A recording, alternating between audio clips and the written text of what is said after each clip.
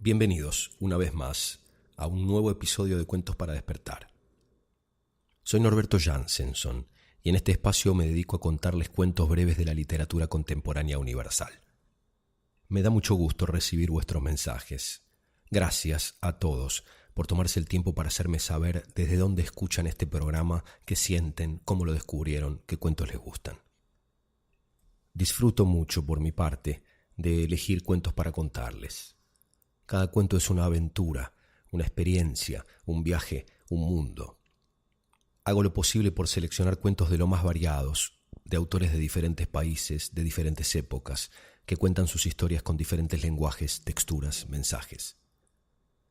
Algunos cuentos los llevo siempre conmigo desde hace muchos años. Algunos otros cuentos los descubro casi junto con ustedes. Recorro librerías de libros nuevos y usados en cada ciudad que visito. Me atrapa un título, el diseño de una tapa, el texto de la contratapa, un comienzo de cuento en una página abierta al azar. En el presente tengo una colección de aproximadamente 250 libros de cuentos. Hay allí relatos para leer y para contar durante una vida entera. Aquí les comparto mis favoritos, que están marcados en los libros con tiritas de colores. El primer cuento de hoy es de un autor que me gusta mucho llamado Stephen Dixon, nacido en New York en 1936. Escribió más de 20 libros de ficción con los que ha ganado infinitos premios, entre los cuales están el premio O. Henry, y ha sido acreedor de los honores de la Fundación Guggenheim, la Fundación Nacional para las Artes y la Academia Americana de las Artes y las Letras. El cuento que elegí para contarles hoy es de su libro Calles y otros relatos, publicado en Argentina por Eterna Cadencia. El título del cuento es La firma. Mi mujer muere. Me he quedado solo. Le beso las manos y salgo de la habitación del hospital. Un enfermero me sigue por el pasillo. ¿Va a hacer los trámites relacionados con la difunta?, dice. No. ¿Y qué quiere que hagamos con el cuerpo? Crémenlo. No es nuestra función. Dónenlo a la ciencia. Tendrá que firmar los documentos pertinentes. Dénmelos. Lleva tiempo prepararlos. ¿Por qué no aguarda en la sala de espera? No tengo tiempo. ¿Y sus artículos de tocador y su radio y su ropa? Tengo que irme. Llamo al ascensor. No puede irse. Me estoy yendo. Llega el ascensor. ¡Doctora! ¡Doctora!, le grita él a una médica que examina los expedientes en el puesto de enfermería. La doctora se pone de pie. ¿Qué pasa, enfermero?, dice. La puerta del ascensor se cierra. Se abre en varios pisos antes de llegar al hall de entrada. Me dirijo al exterior. Hay un guardia de seguridad sentado junto a la puerta giratoria. Parece un policía común y corriente, salvo por el pelo, que le llega hasta debajo de los hombros. Además, tiene barba. No es el caso de la mayoría de los policías, quizá de ninguno. Recibe un llamado en su walkie-talkie mientras me meto en uno de los cuadrantes de la puerta giratoria. «Laszlo», le dice el aparato. Ya estoy fuera. Usted», dice. Me doy vuelta. El hombre asiente y me señala y me indica con gestos que vuelva. Cruzo la avenida en dirección a la parada de autobuses. Él sale y se mete el walkie-talkie en el bolsillo trasero y se me acerca mientras espero el autobús. «Quieren que vuelva arriba a firmar unos papeles», dice. Tarde. Está muerta. Estoy solo. Le besé las manos. Que se queden con el cuerpo. Quiero alejarme de aquí lo más posible. Me pidieron que lo escoltara de regreso. No puede. Estamos en la vía pública. Hace falta un policía municipal para escoltarme de vuelta al hospital, y aún en ese caso no estoy seguro de que tenga derecho a hacerlo. Voy a buscar uno. Llega el autobús. Se abre la puerta. Tengo el importe exacto. Subo y pongo las monedas en la máquina. «No lleve a este hombre», le dice el guarda al conductor. «Le han pedido que vuelva al hospital, un asunto relacionado con su mujer, que es o era paciente, aunque no sé por qué razón exacta lo necesitan». No he hecho nada. le digo al conductor y me siento en el fondo del autobús. Una mujer sentada delante de mí dice: ¿Por qué se detiene el conductor? El semáforo no está en rojo. Mire, le dice el conductor al guarda, si no tiene cargos o una orden judicial contra este hombre, creo que mejor me voy. ¿Podría poner en marcha el autobús?, dice un pasajero. Sí, digo, impostando la voz para que piensen que no soy yo sino otro pasajero. Tengo un compromiso importante y llevo 10 minutos de retraso porque usted conduce como una tortuga y se entretiene por el camino. El conductor se encoge de hombros ante el guardia. Suba o quédese abajo, compañero, pero al menos que consiga algún tipo de autoridad oficial para detener el autobús, tengo que terminar el recorrido. El guardia se sube al autobús, paga el boleto y se sienta a mi lado cuando el autobús arranca. Voy a tener que quedarme con usted y reportarme, si no le molesta, me dice. Toca un botón de su walkie-talkie y dice: Aquí Laszlo. Laszlo, dice una voz. ¿Dónde diablos estás? En un autobús. ¿Qué haces ahí? Aún no termina tu turno. Estoy con el hombre que me pidieron que interceptara en la puerta. Es que logró pasar la puerta. Intenté detenerlo afuera, pero dice que para eso hace falta un oficial de policía porque está en la vía pública. Podrías haberlo agarrado en la vereda. Sucedió en la parada del autobús. Entonces tiene razón, mejor evitar que nos levante cargos. Es lo que pensé, así que traté de convencerlo de que volviera. Se negó. Dijo que besó las manos de una mujer y que podemos quedarnos con el cuerpo. No sé a qué se refiere, pero quería transmitirlo todo antes de alejarme demasiado y que perdamos contacto por radio. Se subió a este autobús. El conductor entendía mi pedido de no arrancar, pero dijo que sería ilegal ayudarme a atrapar al hombre y que además él debía completar el recorrido. Así que subí al autobús y ahora estoy sentado junto al hombre y bajaré en la próxima parada si eso es lo que quieren que haga. La verdad, no sabía cuál era la mejor forma de cumplir mis órdenes en esa situación, así que decidí quedarme con él hasta recibir instrucciones. Hiciste lo correcto, déjame hablar con él. Laszlo sostiene el walkie-talkie frente a mi boca. Hola, digo. Los formularios que autorizan a donar el cuerpo de su mujer al hospital para que se hagan investigaciones y posibles trasplantes ya están listos, señor. Así que ¿podría regresar con el oficial Laszlo? No. Si cree que será una experiencia emocional muy dura regresar, ¿podríamos encontrarnos en otro lugar donde pueda firmar? Hagan lo que quieran con el cuerpo. No quiero saber nada de ella nunca más. No volveré a pronunciar su nombre. No regresaré a nuestro departamento. Dejaré que nuestro auto se pudra en la calle hasta que se lo lleve la grúa. Este reloj me lo compró ella y hasta lo usó unas cuantas veces. Lo arrojo por la ventana. «¡Ey! ¿Por qué no lo pasa para aquí atrás?», dice un hombre. Estas ropas, ella compró algunas, las remendó todas. Me quito el saco, la corbata, la camisa y los pantalones y los tiro por la ventana. Estos calzoncillos me los compré ayer, le digo al guarda. Me hacían falta unos nuevos. Ella nunca los tocó, así que no me importa dejármelos puestos. Pero los zapatos no los quiero. Ella incluso le puso tacos con un aparato de zapatería que compró de segunda mano.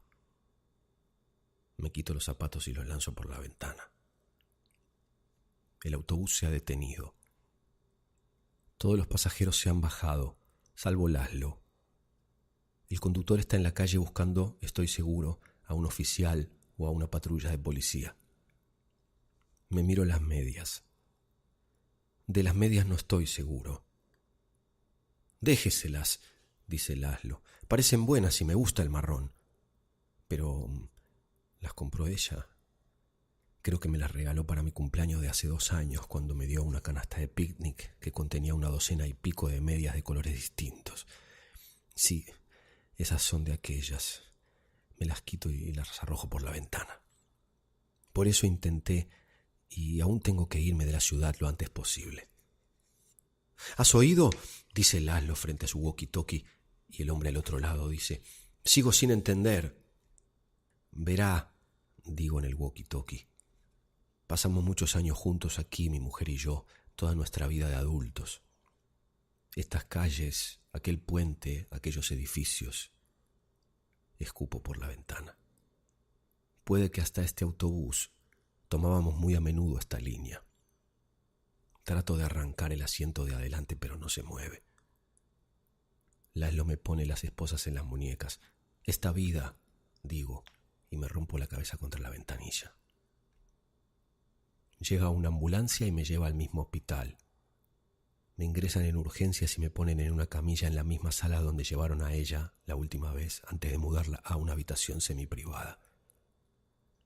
Un funcionario del hospital entra mientras los médicos y las enfermeras me quitan con pinzas las últimas astillas de vidrio de la cabeza y me cosen.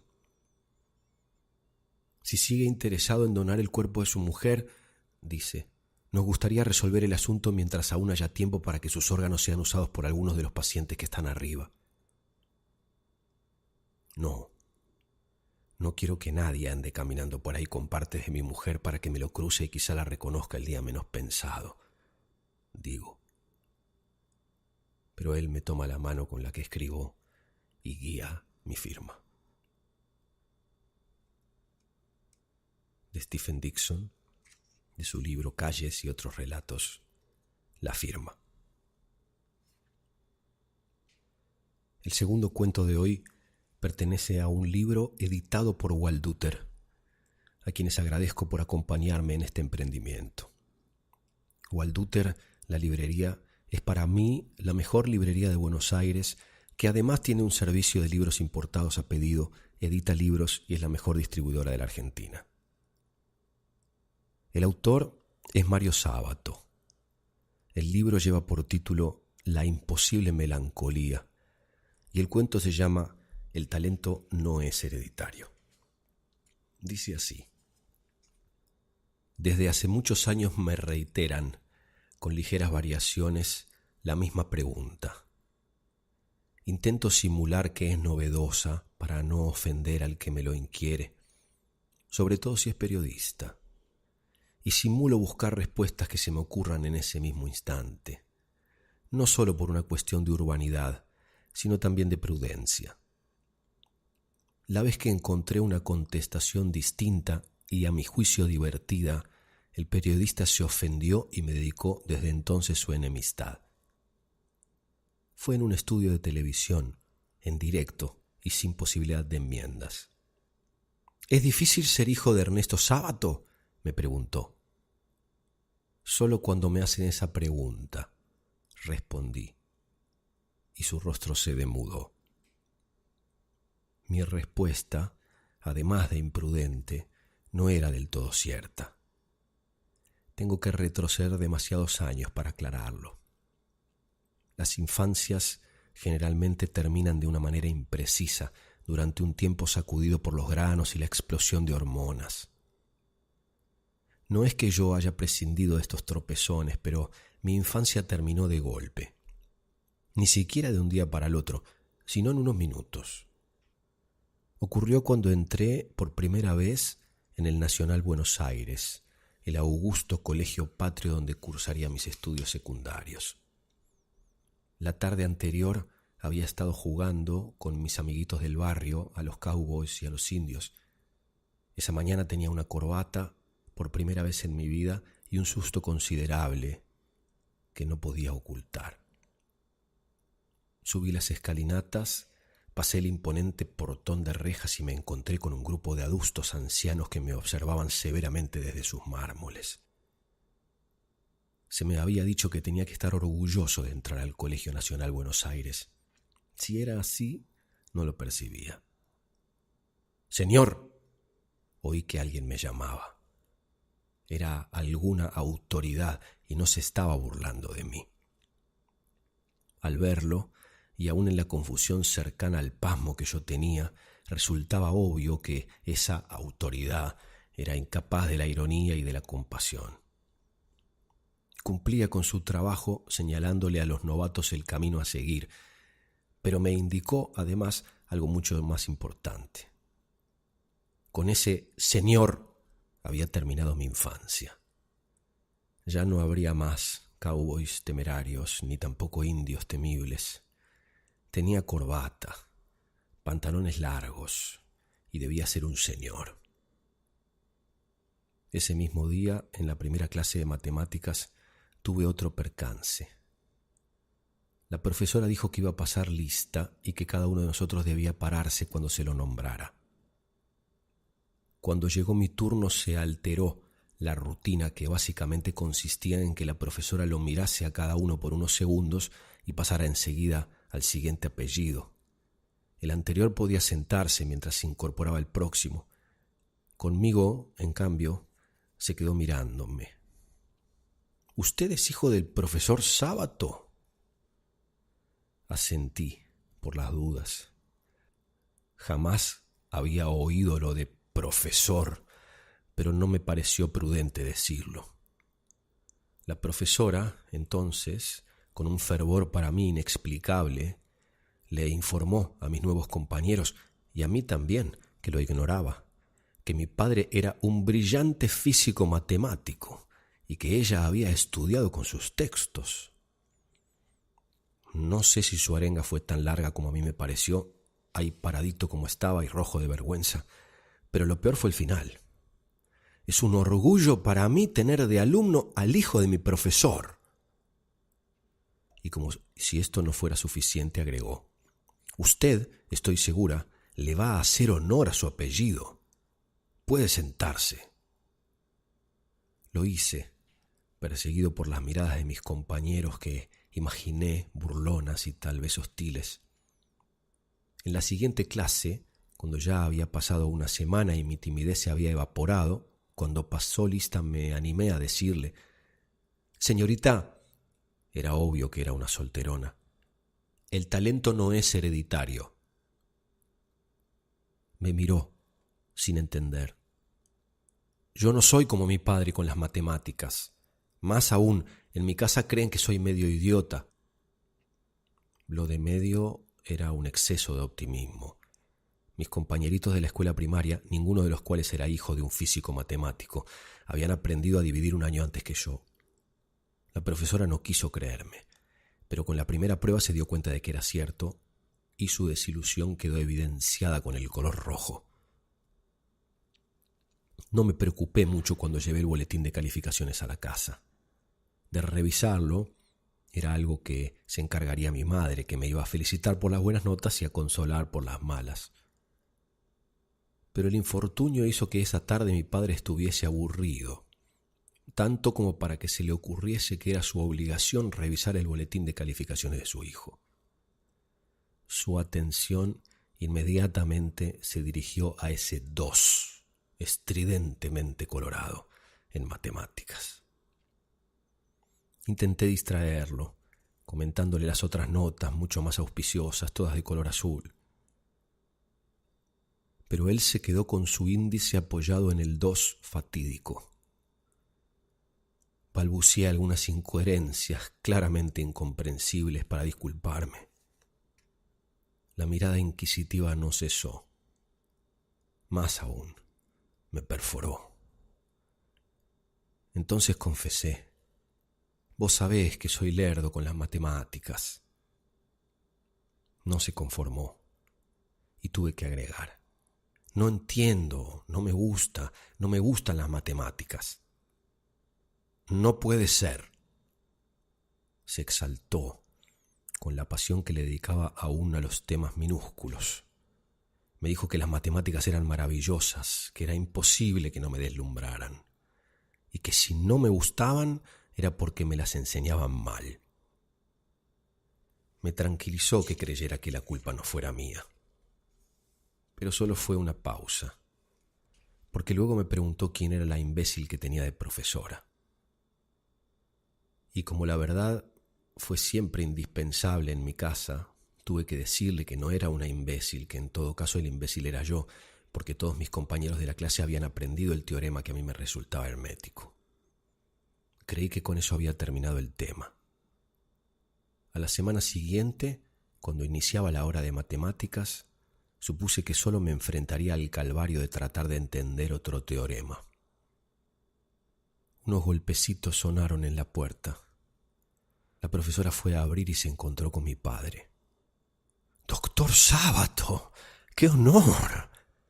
Y luego se dirigió a nosotros, es decir, a los demás compañeros, porque yo ya me estaba hundiendo debajo de mi pupitre, y anunció: «Queridos alumnos, tenemos el honor de que nos visite una de las más distinguidas personalidades de la ciencia físico-matemática». Mi padre, con la impaciencia que siempre lo distinguió, la interrumpió. A ver, ¿qué les está enseñando a los chicos? La profesora, temblorosa, nombró un teorema. Bueno, dele, le ordenó el doctor en ciencias físico-matemáticas. Debajo del pupitre oí a mi profesora que intentó explicar el teorema con la voz temblorosa de una alumna que enfrenta un examen imprevisto. Cuando terminó, debe haber mirado a mi padre buscando su aprobación.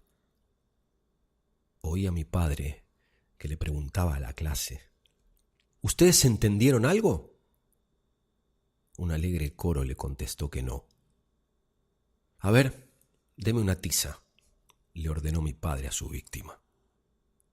Supe después, por lo que me contaron, porque yo ya no era capaz de discernir, que fue al pizarrón y dio una clase magistral.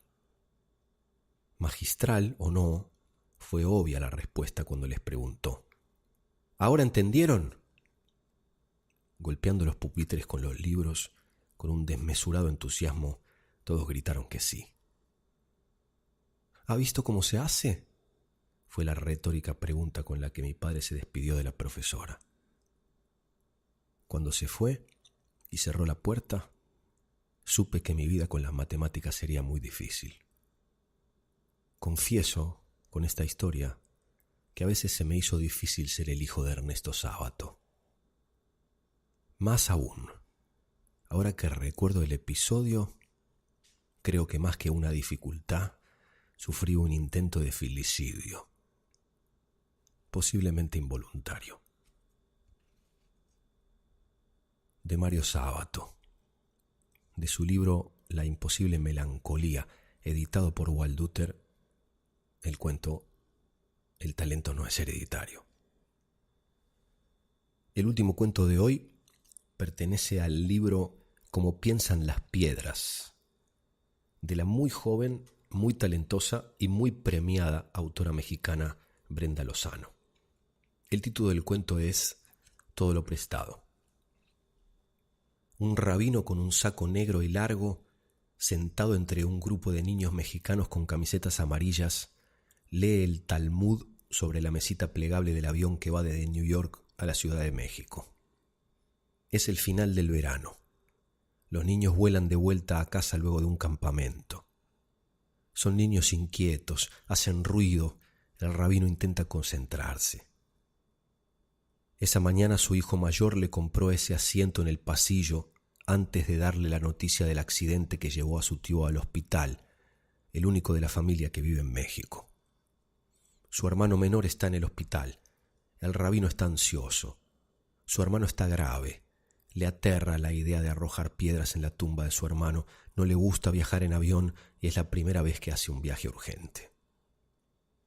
Un niño al lado de la ventanilla le avienta unos audífonos a otro niño en la fila de atrás, pero los audífonos no llegan, caen al piso a un costado del rabino. El rabino, de barbas y pestañas pelirrojas, de reojo ve caer los audífonos al piso. Pestañea, con un pulgar separa la hoja del libro, recoge los audífonos al tiempo que escucha un grito a su lado. El rabino no sabe si gritó la niña a su lado o el niño de la ventana. En cualquier caso, le entrega los audífonos al niño y hace un esfuerzo por sonreírle. Levanta el brazo para prender la luz. Nota que la niña a su lado se asusta, como si hubiera levantado el brazo para pegarle. No está asustada, está aterrada. Ese hombre grande, vestido de esa forma extraña, con ese gorro negro sujeto con una cuca metálica como la que ella misma tiene, le hace pensar que ese hombre robó a una niña y que de ella solo quedó esa cuca metálica. El rabino es del tamaño de 4 o 5 niños, quizás es del tamaño de todos los niños en esa fila, el doble de alto al menos que cualquiera de ellos. Rebasa los bordes del asiento. Sus rodillas chocan contra el respaldo de enfrente. Los brazos están flexionados, desparramados sobre los angostos brazos del asiento. El cono de luz ilumina su lectura cuando lo distrae un sonido parecido al de unos cascabeles. Una mujer de 40 y pocos años, con una camiseta rosa con el logotipo que llevan los niños, recarga una mano en el respaldo del asiento del rabino al tiempo que agita la otra. Las pulseras chocan entre sí, producen un sonido como el de unos cascabeles. Da indicaciones a los niños de cómo deben sentarse, les dice cómo deben comportarse mientras el rabino observa fijamente una esquina de la mesita plegable para no volver a intimidarlos. La mujer le dice al rabino, con un tono aún más agudo y melodioso, como haciendo evidente a los niños que no está enojada con el rabino, que si lo vuelven a molestar, se lo haga saber de inmediato, mientras piensa que es simpático el hombre pelirrojo con tantas pecas en la cara, cosa que hasta ahora tenía asociada más bien con los niños. La mujer le da la espalda al rabino, repite lo mismo en la fila de atrás, evidenciando que se trata de una amenaza dirigida a ellos y no una petición al rabino. El rabino vuelve al libro, cambia una página cuando el niño de la ventanilla le pide que lo deje salir al baño. El rabino se lleva los lentes al puente de la nariz, se levanta del asiento, cruza la parte baja de su saco largo, espera a que el niño salga. No sabe si esperar en el pasillo a que vuelva. Observa a la niña sobreactuar cada vez que cambia una página de la revista del avión. Piensa que si se queda de pie podría asustarla de nuevo. Ha intimidado a varias personas por su tamaño, además podría obstruir el paso a otro pasajero. Desde joven es consciente de su gran tamaño y ha tomado muchas decisiones en función de su tamaño, así que decide volver a sentarse. Lee 2 veces la misma frase. Tal vez en otro momento leería 2 veces la misma frase por miopía, por un leve movimiento del avión, pero la verdad es que no puede concentrarse. Por más que ha querido poner en pausa su angustia, no deja de pensar en su hermano menor. Deliberadamente lee la misma frase por 4ª vez cuando le picotea el hombro una pequeña mano y se le encoge el estómago. El rabino separa las páginas del Talmud con la servilleta del avión, se levanta, deja pasar al niño. La niña a su lado se queda inmóvil.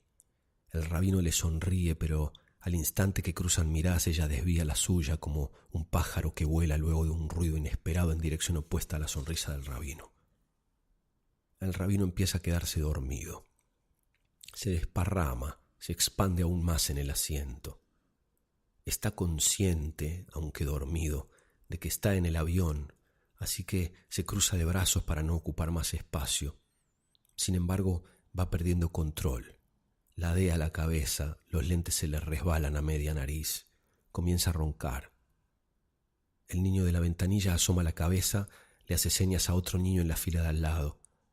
El rabino ronca levemente, pero el niño de la fila de al lado se ríe y le toca el hombro a otro niño que ve una película para que se quite los audífonos y mire al hombre grande de rizos rojos.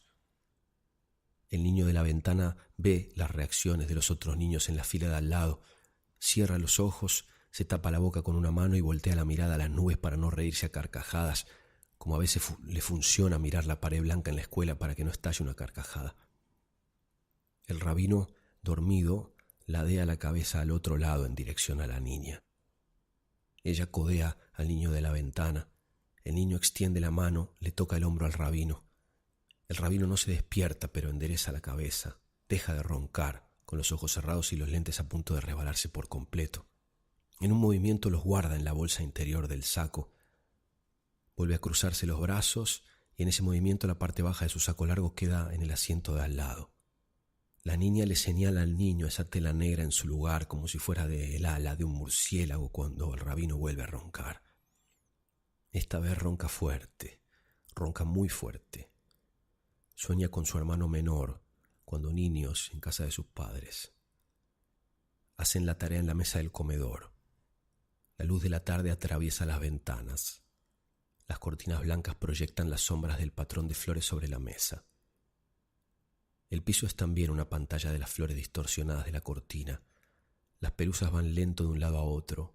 La luz de la tarde pega cálida en los libros de texto y en los cuadernos sobre la mesa. Hace tanto que no recordaba eso. Pareciera que está allí, en la casa de sus padres que hace tiempo murieron. Su hermano le pide prestado el libro que lee. Él le pide que tome la otra copia que está al fondo de la sala en los libreros. Su hermano se enoja, le reclama que no le presta cosas. «Nunca me prestas nada», dice y sube la voz. No te gusta prestar cosas y no te das cuenta de que todo lo que tenemos es prestado, hasta la vida es prestada, le grita al ir enfadándose más de camino a los libreros. No alcanza la repisa. Jala una silla de mala gana, se tambalea, jala algunos libros pero cae al suelo. Él se asusta, corre donde su hermano está tendido, por culpa suya, piensa en la alfombra. Varios libros han caído sobre su hermano, más de lo que les pareció escuchar en el abrupto accidente. ¿Estás bien?, le pregunta. El hermano no responde. Vuelve a preguntarle cómo está, pero su hermano no responde. Le mueve el hombro. Siente que la camisa de su hermano está húmeda. Se da cuenta de que es sangre. Su hermano menor sangra tras caerse de la silla, pero no entiende por qué. ¿Cómo es que hay sangre en cuestión de segundos? Tiene miedo.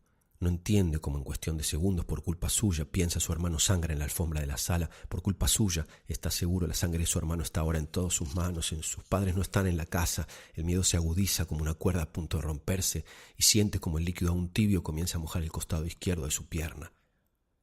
La sangre de su hermano, piensa, penetra su propia ropa. Se tienta al lado izquierdo, su ropa está húmeda, tiene ganas de llorar. Siente más bien, sabe que está a punto de llorar cuando un olor a orina lo despierta. La niña, en el asiento de al lado, termina de orinar sobre el ala de su largo saco negro. El niño de la ventanilla se da cuenta.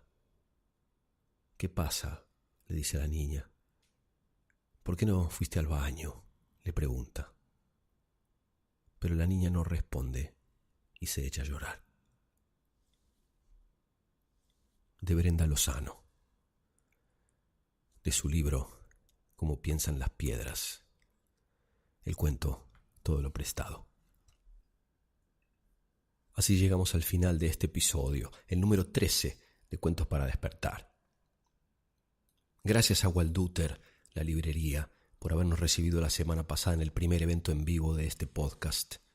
Gracias a todos los muchos que se acercaron a compartirlo con nosotros y gracias a Finca Los Masa por regalarnos los riquísimos vinos que disfrutamos y con los que brindamos. Walduter tiene su librería ambulante en www.walduter.com.ar. Walduter se escribe W-A-L-D-H-U-T-E-R, walduter.com.ar, a través de la cual se pueden comprar libros geniales desde cualquier parte del mundo sin hacer trámites raros, ni dar vueltas, ni perder el tiempo. Sigan escribiéndome, por favor, para contarme qué les pasa con este podcast, qué sienten, desde dónde escuchan, qué cuentos les gustan y por qué. Aprieten clic en seguir este podcast en Spreaker.com, que es la plataforma en donde este podcast está alojado. Hagan una reseña en iTunes si escuchan en esa plataforma, escriban un comentario en YouTube en cualquiera de los capítulos o escriban un email privado a norberto@jansenson.com para contarme lo que tengan ganas. Muchas gracias siempre a todos por acompañarme en este fogón virtual en el que honramos las palabras mágicas de los cuentos que nos colorean la vida.